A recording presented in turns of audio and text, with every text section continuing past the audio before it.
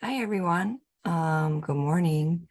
Before going to church this morning, I was thinking about some things, and today's topic is when love fails you. When I'm talking about when love fails you, I'm not talking about stranger hurting you or someone distant misunderstanding you. And but when you trust somebody, someone you lean on to, someone you open your heart to, all of a sudden stop showing up the way that you hoped they would. That's something that I'm talking about.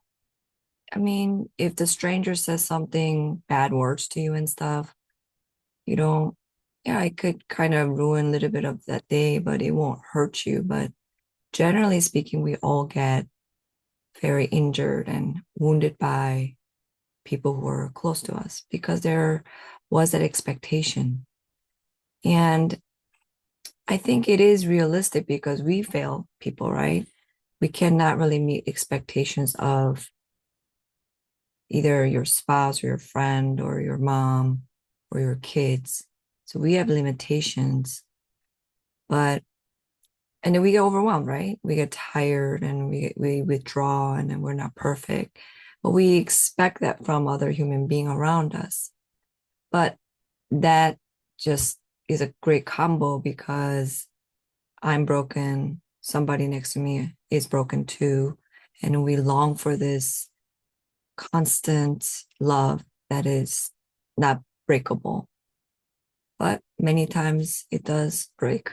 And when love fails you, usually it will bring you back to the past where you were abandoned or you were not chosen, you were overlooked, or you felt invisible, you were emotionally neglected, and all those like strong wounds that it's still there.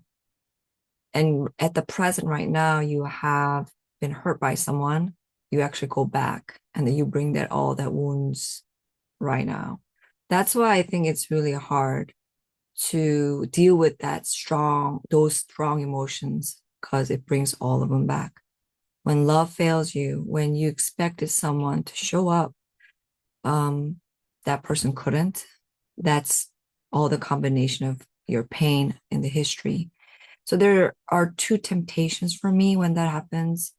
First one is I won't need anybody again because this sucks. Like I opened my heart and I expected something. I tried again and I got hurt again. So, I'm not going to need anyone. I'm going to be independent. I'm going to close my heart and live my life. That's first temptation. Second temptation is you shrink to self protect, say, I'll protect myself so no one can hurt me. That's kind of second part of the first one I talked about. This is more of you're completely closed. Like you turn off the faucet where you can feel love. Both feels like strength in the beginning and both feel safe. Like it feels like safety because at the moment you feel protected, right? But it will keep you from your heart from healing because it's kind of wound. I'm in a nursing school right now. The wound that is covered by a scar, which is a dead tissue, in order for the nurse to or doctor to help it heal, first thing that they do need to do is they have to get rid of that outer layer of the skin. And one of my um, student friends went into the wound care and they saw the kind of horrible reality of cleaning the wound that's that deep. And the wound doctor goes in there and one of my friends said, they were screaming out of pain because the wound is so deep. And I think it's very similar to ours when we leave our past wounds, I'm okay. And then we just cover up. It becomes that dead necrosis wound, right? It's a dead wound. And then in order to heal, you need to get rid of that.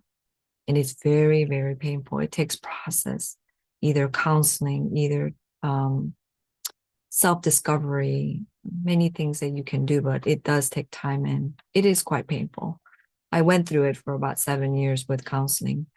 Um, But the other way, the third way, is to sit with Jesus alone in the ache. My temptation is I want to go to someone and I want to talk about it because I feel like that could help me by, you know, that person listening to my wound and my sorrow and my hurt. And at the moment, it does help. But if you really want to go deep and get rid of that, like heal that wound, you have to do the third way, which is sitting with Jesus with that wound alone. And I was searching the verses today, and he says things that no human can say, like says, I will not leave you as an orphan, John 14:18. Come to me, I will give you rest, Matthew 11:28. I will never cast you out. So that means I will not leave you. No matter what you do, I'm not leaving. I'm here and I'm loving you. The other one is I am with you always, Matthew 28:20. And these are not poetic lines because, anybody can say that and leave. And we experienced it in our lives, right? I have. I have many church family who said, "Oh, I love you so much. I will be with you, you know, until the end." And after 2 years, we had some issue and they leave, which I can understand. But Jesus can say this with confidence because he demonstrated that already. So these are not like poetic lines, very lightly said. It's not. These are relational promises. So the powerful part of it is that Jesus is not saying it lightly because he went through all of them. He went through betrayal by his friends, more like a family member that he lived with for 3 years. He knows abandonment. He knows rejection. He knows love that walks away. So he does have a right to say, I understand exactly where you're hurting. So when you feel hurt and you feel discouraged and you feel those two temptations that I have, I want you to think about this one.